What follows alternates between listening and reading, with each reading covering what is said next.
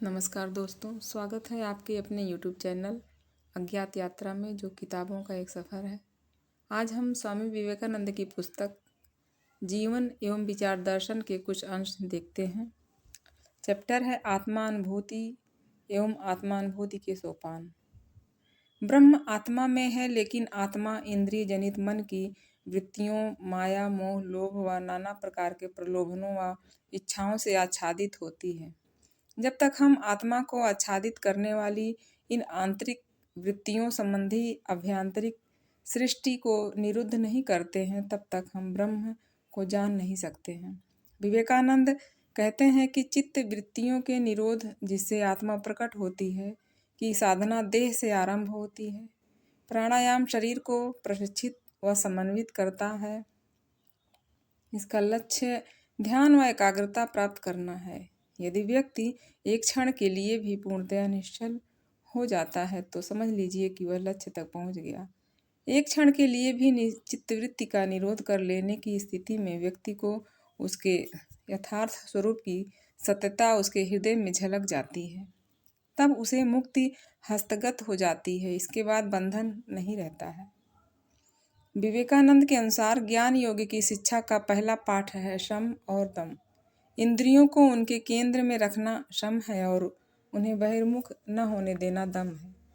अर्थात यह है कि इंद्रियों को अपने केंद्र में लगाए रखने और मन को भीतर व बाहर भटकने से रोकने का नाम शम और दम है। दूसरे शब्दों में मन को बहिर्मुख होने से रोकना शम कहलाता है और इंद्रियों के बाहरी साधनों के निग्रह का नाम दम है। इंद्रियां शब्द से यहाँ आशय मस्तिष्क में रहने वाले स्नायु केंद्र से है। आँख, कान आदि जिन्हें सामान्यतः हम इंद्रियां समझते हैं, वे इंद्रियां नहीं हैं, बल्कि देखने सुनने के साधन या यंत्र हैं, जिन्हें वही इंद्रिय कह सकते हैं। इनकी इंद्रियां तो भीतर रहती हैं। यदि वे नष्ट हो जाएं तो इनके रहने पर भी ना तो हमें कुछ दिखेगा और ना ही कुछ सुनाई देगा। शम दम के बाद का सोपान है उपरति, जिसका अर्थ है इंद्रिय विषयों का चिंतन न करना। इसे अगला सोपान है तितिक्षा, अर्थात आए हुए दुखों को सहन करना, उन्हें रोकने या दूर करने का विचार भी न करना और तज्जन्य शोक का अंताप मन में उत्पन्न भी न होने देना। इससे आगे का गुण सोपान है श्रद्धा। श्रद्धा से यहाँ आशय ईश्वर में अटूट विश्वास और उसे पाने की तीव्र उत्सुकता से है। इससे अगला चरण है समाधान, जिसका अर्थ है ईश्वर में अपने चिंतन को निरंतर स्थापित करने का अभ्यास। इसके बाद का सोपान है मुमुक्षुत्व। मुमुक्षुत्व से आशय है मुक्त होने की उत्कृष्ट अभिलाषा, अर्थात मुक्ति प्राप्त करने की इच्छा। इसके बाद आता है नित्यानित्य विवेक, सत्य और असत्य का चिरंतन और नश्वर के बीच भेद जानना नित्यानित्य विवेक कहलाता है। स्वामी जी का कहना है कि केवल परमेश्वर ही शाश्वत है, बाकी सब कुछ नश्वर है। उनका मानना है कि व्यक्ति अगर ऊपर बतलाई गई साधनाएं सचमुच कर लेता है तो दुनिया में किसी और बात की आवश्यकता नहीं रहेगी। सारी पूर्णता व्यक्ति की आत्मा में पहले से विद्यमान है, लेकिन वह पूर्णता प्रकृति से ढका हुआ है।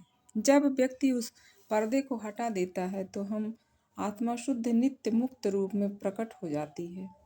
विवेकानंद के अनुसार धर्म साधना के लिए बुद्धि की जगह हृदय की जरूरत पड़ती है। हृदय और बुद्धि में विरोध उत्पन्न होने की स्थिति में व्यक्ति को हृदय का अनुसरण करना चाहिए, क्योंकि निर्मल हृदय ही सत्य के प्रतिबिंबित होने के लिए सर्वोत्तम दर्पण है। सारी साधना हृदय को निर्मल रखने के लिए ही की जाती है, क्योंकि जब हृदय निर्मल हो जाता है तो सारे सत्य उसी क्षण उस पर प्रतिबिंबित हो जाते हैं। स्वामी जी का कहना है कि सत्य का स्वरूप ही कुछ ऐसा है कि जो कोई उसे देख लेता है उसे उस पर पूरा विश्वास हो जाता है। जिस प्रकार सूर्य का अस्तित्व सिद्ध करने के लिए मशाल या साक्ष्य की आवश्यकता नहीं पड़ती है, उसी प्रकार सत्य को भी सिद्ध करने के लिए प्रमाण की आवश्यकता नहीं होती। जब हमारा हृदय निर्मल हो जाएगा और जागृत हो उठेगा तो कहेगा कि यह सत्य है और यह सत्य नहीं। परमेश्वर के अस्तित्व का प्रमाण क्या है? साक्षात्कार। प्रत्यक्ष पर यह प्रत्यक्षानुभूति इंद्रियातीत है, यह चेतनातीत है और ये सब साधनाएं हमें इंद्रियों से परे ले जाने के लिए हैं। विवेकानंद बहुत स्पष्ट शब्दों में कहते हैं कि हृदय बुद्धि का अतिक्रमण कर जिसे हम अंतःस्फुरण कहते हैं उसे पा लेता है। बुद्धि कभी अंतःस्फुरित नहीं हो सकती। जिस तरह बुद्धि ज्ञान का साधन है उसी तरह हृदय और अंतःस्फुरण का है। और अंतःस्फुरण, जैसा कि हमने पूर्व में देखा कि परमात्मा के प्रत्यक्षीकरण का आधारभूत स्रोत है और चूंकि अंतःस्फुरण का साधन हृदय है, इसलिए हृदय को निर्मल रखना, उदार व विशाल न कि संकीर्ण करना धर्म साधक के लिए अत्यधिक महत्वपूर्ण है।